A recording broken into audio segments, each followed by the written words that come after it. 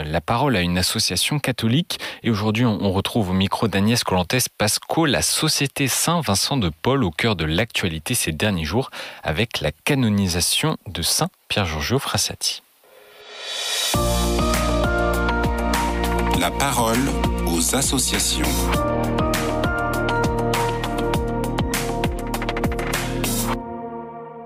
Bonjour à tous, bienvenue dans La Parole aux associations. Aujourd'hui, je suis avec Valérie-Anne Maître de la Société de Saint-Vincent de Paul.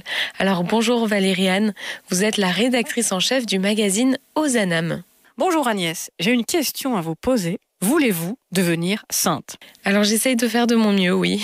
Alors Agnès, j'ai trouvé un moyen d'y parvenir, enfin un modèle à suivre, disons, pour atteindre la sainteté. C'est l'histoire d'un jeune homme de bonne famille en Italie qui a pris soin des pauvres.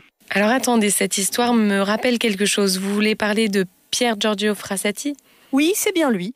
On parle de lui parce que c'est quand même pas tous les jours que le bénévole d'une association devient saint. Et pour la Société de Saint-Vincent de Paul, c'est un vrai événement, à tel point d'ailleurs que les jeunes de notre réseau se sont mobilisés depuis des mois.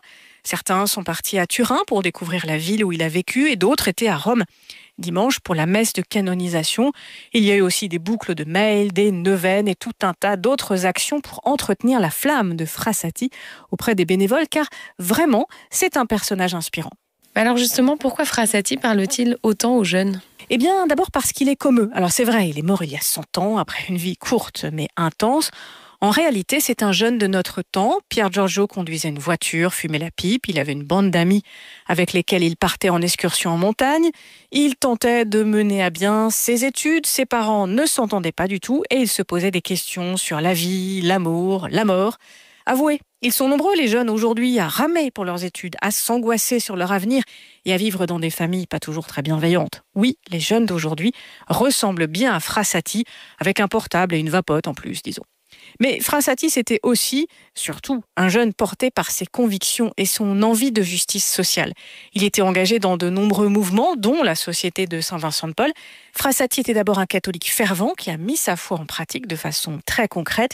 Alors Agnès, on n'a pas le temps de résumer ici toute sa vie, mais vous avez sûrement entendu parler de ses actions de charité, la visite aux familles pauvres, l'aide aux personnes pour trouver un travail. Alors on raconte aussi qu'il poussait la charrette de meubles des personnes qui l'aidaient à déménager. C'est exact, et on dit aussi qu'il récupérait les fleurs lors des réceptions de son père, sénateur, pour poser ces fleurs sur les tombes des indigents. On ne compte plus le nombre de fois où il est rentré chez lui sans manteau ou sans chaussures parce qu'il les avait données à une personne dans le besoin. Mais en fait, au-delà de l'aide matérielle, Frassati était porté par sa foi.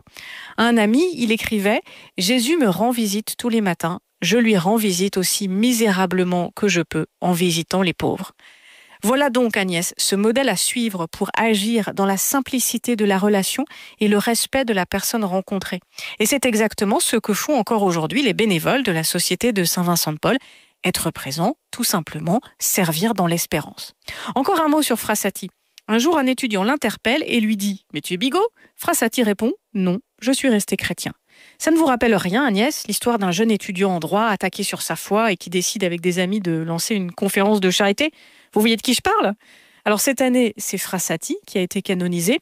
Frédéric Ozanam, parce que c'est de lui dont on parle, il a seulement, si je puis dire, été déclaré bienheureux en 1990, mais la procédure de canonisation d'Ozanam se poursuit et j'espère qu'un jour, Frédéric rejoindra Pier Giorgio dans la litanie des saints. En tout cas, ils sont tous les deux des figures inspirantes pour tous les membres de la Société de Saint-Vincent de Paul. Merci pour ce partage Valérie-Anne et je rappelle qu'on peut avoir plus d'informations sur les actualités de la Société de Saint-Vincent de Paul via les réseaux sociaux et le site internet ssvp.fr. Je vous souhaite une très belle journée.